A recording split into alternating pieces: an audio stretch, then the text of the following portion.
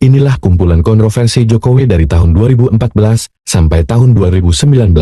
Nomor 1 tanggal 30 Maret pada tahun 2014 Jokowi terseret kasus Busway berkarat dan menuai kontroversi dan didemo oleh mahasiswa. Dilansir halaman Kompas, penetapan 2 orang pegawai negeri sipil PNS DKI Jakarta sebagai tersangka oleh Kejaksaan Agung Kejagung pada kasus pengadaan bus Transjakarta dan bus kota terintegrasi Busway BKTB berkarat memunculkan berbagai spekulasi. Koordinator Trafik Deman Manajemen Ahmad Syafruddin mengatakan kasus tersebut tidak lepas dari kebijakan hulu. Menurut dia, dokumen pengadaan barang dan jasa yang bernilai di atas 1 triliun rupiah pasti diketahui Gubernur DKI Jakarta Joko Widodo dan Wakil Gubernur DKI Jakarta Basuki Cahayapurnama.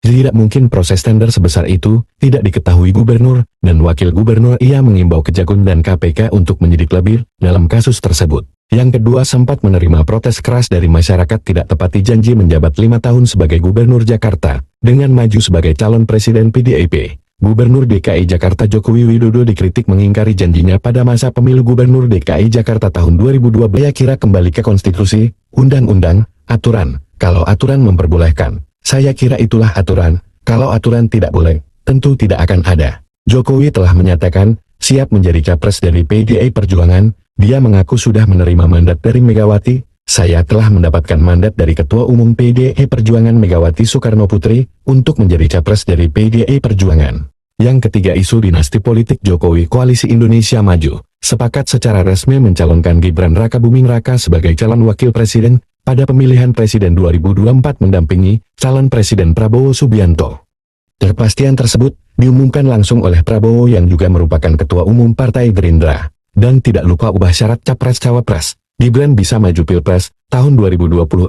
Mahkamah Konstitusi menambahkan syarat pencalonan presiden dan wakil presiden yang termaktub dalam pasal 169 huruf Q Undang-Undang Nomor 7 tahun 2017 tentang Pemilu. MK menyatakan seseorang yang belum berusia 40 tahun bisa maju menjadi calon presiden capres atau calon wakil presiden cawapres selama berpengalaman menjadi kepala daerah atau jabatan lain yang dipilih melalui pemilu. Yang keempat, Jokowi indikasi campur tangan di pemilu tahun 2024. Ketua Tim Pemenangan Pemilihan Kepala Daerah Pilkada PDIP Adian Napitupulu mengungkapkan bahwa partainya tidak masalah jika harus melawan pengaruh Presiden Joko Widodo pada Pilkada tahun 2024.